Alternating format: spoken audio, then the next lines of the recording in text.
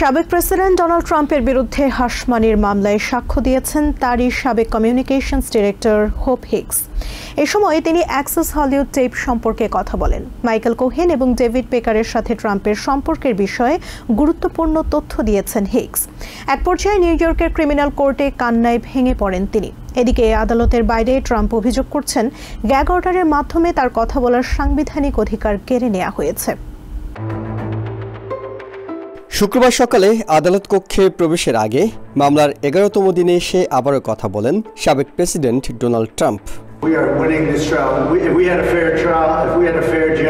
District attorney office 1 বছরের বেশি সময় ধরে তার পিছনে লেগে আছে জানিয়ে ট্রাম্প অভিযোগ করেন, রাজনৈতিকভাবে তাকে হয়রানি করা হচ্ছে।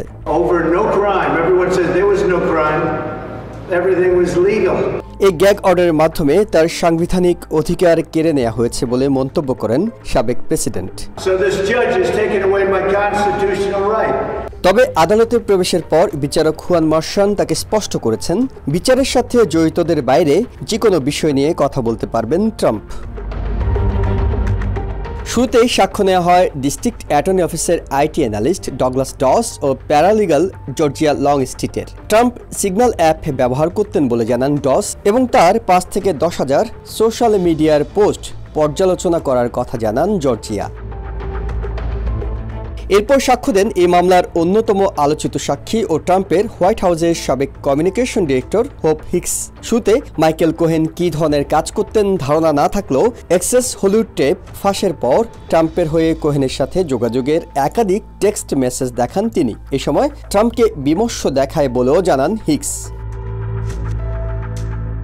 হিগস বলেন, ন্যাশনাল এনকোয়ারের প্রকাশক ডেভিড পেকারকে ট্রাম্পের একজন বন্ধু হিসেবে জানতেন তিনি। ওয়াল স্ট্রিট জার্নালের পক্ষ থেকে যোগাযোগ করলে ক্যারেন ম্যাকডুগালের নাম প্রথম শোনার কথা জানান হিগস। তবে স্টর্মি ড্যানিয়েলসের নাম ট্রাম্পের মুখে আগে শুনেছেন বলেও জানান তিনি। ট্রাম্পের অ্যাটর্নিদের জিজ্ঞাসাবাদে হিগস এক পর্যায়ে কেঁদে দেন। তখন বিচারক আদালতে বিরতি ঘোষণা করেন। এদিকে শুক্রবার আদালতে গ্যাগ অর্ডারের $9,000 জরিমানার অর্থ জমা দিয়েছেন Trump. Ihsan Jewel, TVN 24, New York.